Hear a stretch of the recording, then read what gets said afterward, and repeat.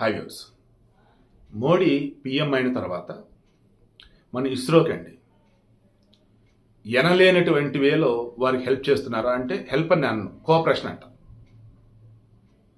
Cooperation అంటే వేరు, help అంటే వేరు. కోఆపరేషన్ అంటే win win situation wise, yes మనం కలిసి ముందుకెళ్దాం, అది మన బాధ్యత అన్నట్టు. ఈరోజు వరల్డ్లో స్పేస్లో డాకింగ్ అంటారు.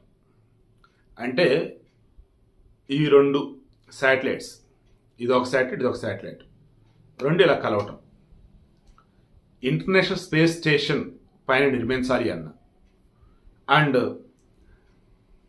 మనం చంద్రుడి మీద ఇంకా మరిన్ని పరిశోధనలు చేయాలి అన్న, అండ్ ఓవరాల్గా అన్నప్పుడు ద బెస్ట్ ఇంకా ఎక్స్పెరిమెంట్స్ చేయాలి అన్న, ఈ స్పేస్ డాకింగ్ చాలా ఇంపార్టెంట్. దట్ మీన్స్ రెండు శాటిలైట్ కలపటం.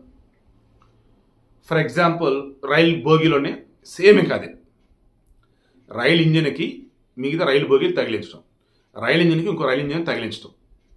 సో అది చేసినటువంటి 4వ దేశంగా మన రికార్డులో నిలిచింది. ఈరోజు మార్నింగ్ అది అయింది. యాక్చువల్గా మొన్న పోలార్ శాటిలైట్ లాంచింగ్ వెహికల్ ద్వారా ప్రయోగించున్నారు వీటిని. ఓకే, శాటిలైట్స్ రాకెట్స్ అన్నట్టుగా రాకెట్తో వెళ్ళిన శాటిలైట్స్. అయితే ఈ డాకింగ్ ప్రక్రియకి సంబంధించి డిలే అవుతూ వచ్చింది. బట్ ఈరోజు మొత్తం కంప్లీట్ చేశారు, సక్సెస్ఫుల్గా కంప్లీట్ అయింది. ఇప్పటివరకు స్పేస్ డాకింగ్ అన్నప్పుడు రష్యా, అమెరికా, చైనా ఉన్నారు. ఇప్పుడు భారత్ ఎంటర్ అయింది. సో అంతరిక్ష పరిశోధనలో సరికొత్త చరిత్ర.